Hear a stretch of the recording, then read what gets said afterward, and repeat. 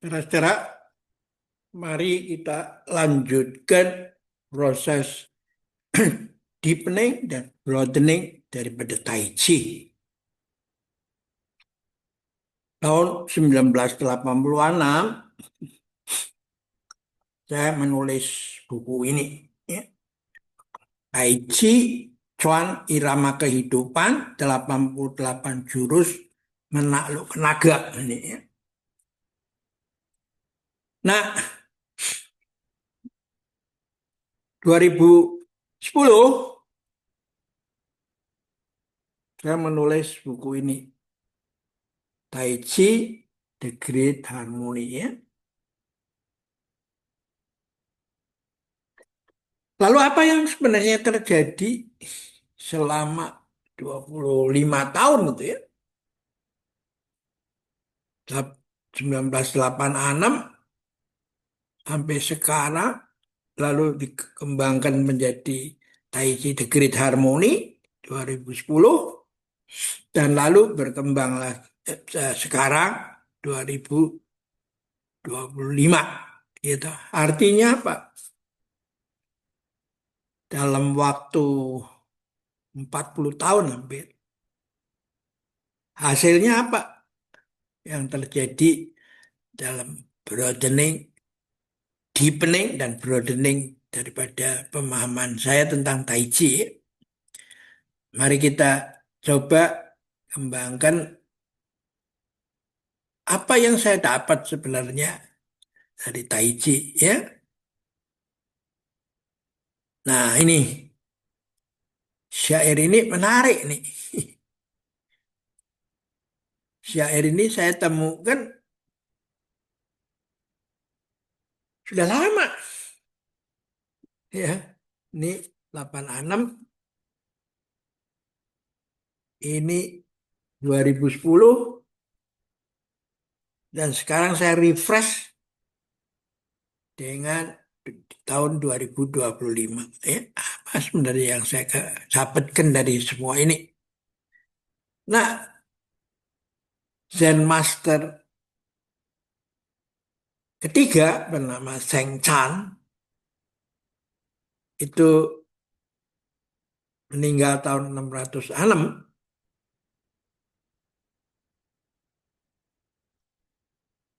Dia adalah penerus Bodhidharma yang datang setelah datang ke Tiongkok gitu. Jadi Bodhidharma adalah turunan ke-28 dari Siddhartha Gautama yang mendapat gelar Buddha ya. Yang ke-28. Nah, dia menjadi orang nomor satu di Tiongkok ya. Nah, yang kedua adalah Huike. Ini ada cerita khusus juga.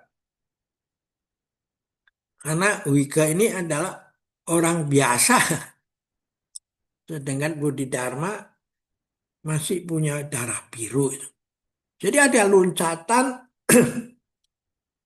dari darah biru ke orang biasa. Namanya Huike. Menjadi orang kedua. Nah, orang ketiga Zheng Chan.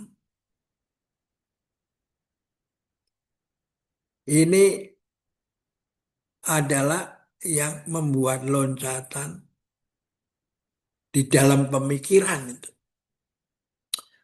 Bahwa ketika ditanya siapa itu Buddha, dia mengatakan your mind is Buddha itu. Jadi bukan lagi person, tapi pikiran kita itu adalah Buddha. Nah, karena itu acaranya bukan minta sesuatu dari atas, dari ini, minta panjang umur, itu murah rezeki, banyak anak atau apa segala macam. Tapi ajarannya adalah kendalikan pikiranmu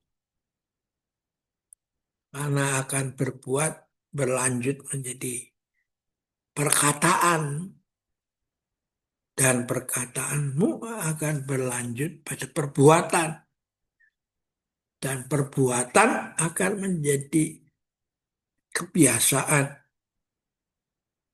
dan setelah itu menjadi karakter dan itu akan menempatkan siapa kamu di masa depan itu. Gitu. Dan kalau sudah menjadi karakter, apa susahnya mengubah lagi kan? Nah, pendidikan kita sudah mempunyai satu canda pandang yang bagus. Menyadarin itu lalu ya kita mulai dengan PAUD, pendidikan anak usia dini. Kalau sudah ini sudah on the right track tuh. Yang kita harus lanjutkan adalah bagaimana supaya on the right track ini startnya sudah bagus, nanti endingnya juga menjadikan manusia yang karakternya bagus. Nah, Seng Chan sudah mengatakan dalam syair singkat itu, when you see everything through your personal bias, kalau Anda melihat sesuatu apa saja dengan personal bias, your view of reality is clouded, tertutup awan itu ya. Truth simply as it is. Kebenaran tergeletak ya toh. Ya begitu aja di depan kamu. But the clouded mind cannot grasp it. Tapi pikiran yang berkabut itu tidak bisa mendapatkannya, ya. Tidak bisa menangkapnya itu. Ya. Nah, bagaimana sekarang apa menjelaskan ini dengan metafor itu, dengan analog itu. Dia mengatakan begini, dengan simple, tidak usah mensitir ayat sana ayat sini seperti yang banyak dilakukan oleh pendahulunya, aliran-aliran sebelumnya, bahwa kalau matamu kelilipan, meskipun dengan serbu emas yang mahal harganya, jalan tol pun menjadi nampak sempit. Apalagi pikiran kita. Kalau kelilipan dengan ide-ide yang bagus, yang apa juga, akhirnya ya seperti yang dikatakan oleh Seng Chan ini, ya karena ia punya personal bias, pikiranmu yang kelilipan dengan serbu emas, your view of reality is clouded, pandanganmu menjadi kabut, dan kebenaran yang ada di depan hidungmu, gajah di pelupuk matamu, ya akan tampak itu. Sedangkan malahan kuman di seberang lautan yang kelihatan itu. Ya. Nah, Lao Tzu sudah dari dulu mengatakan begitu. To the mind that is still, the whole universe surrender itu. Jadi menaklukkan orang itu dimulai dengan menaklukkan pikiran sendiri itu. To the mind that is still.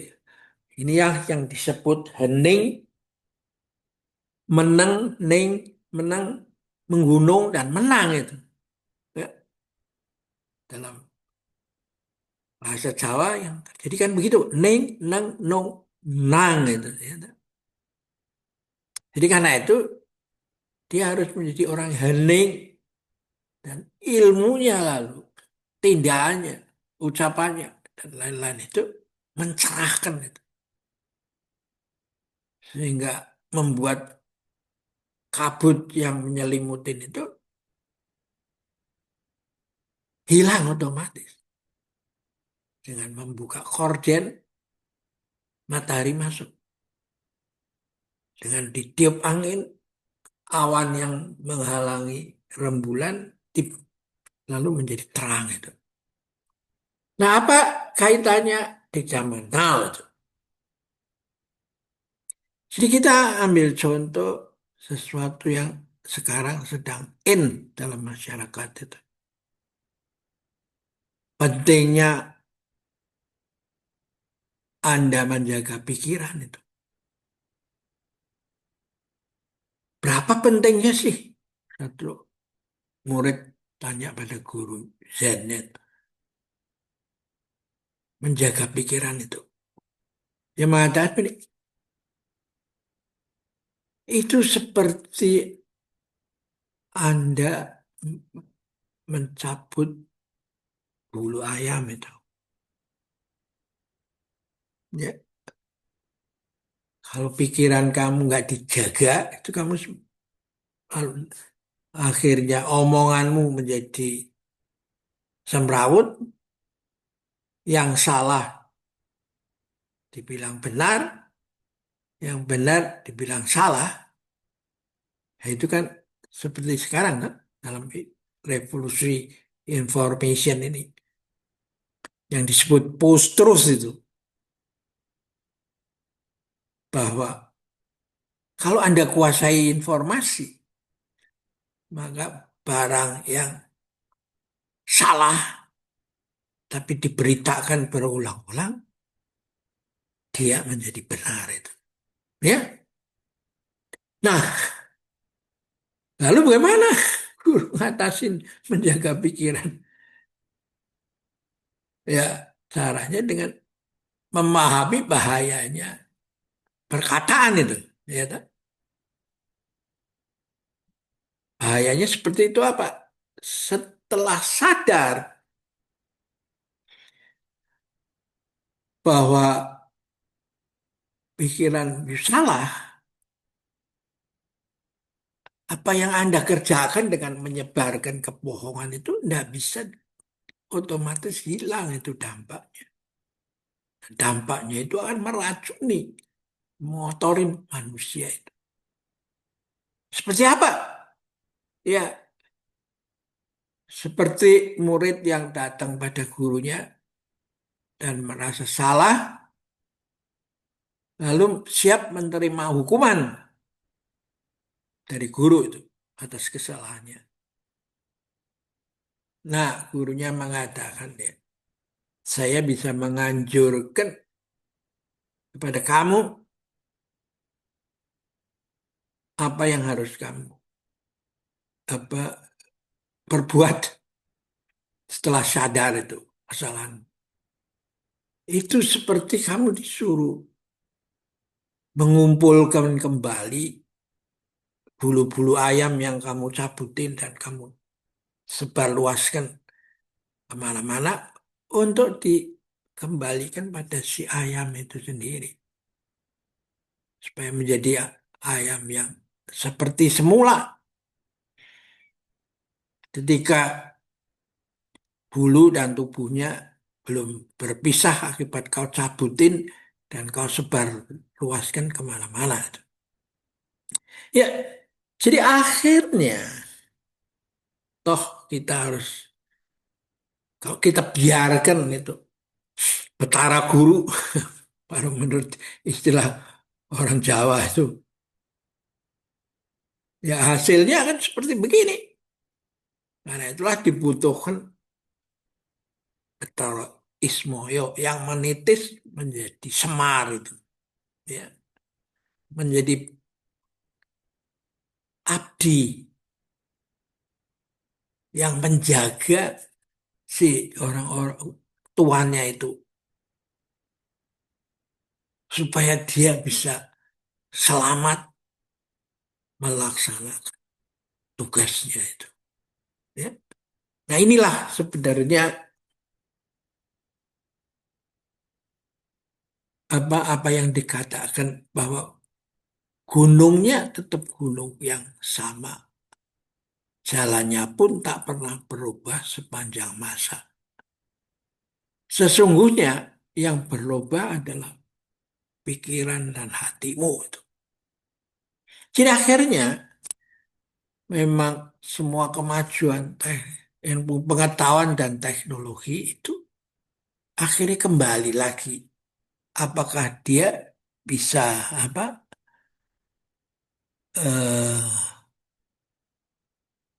Apakah dia bisa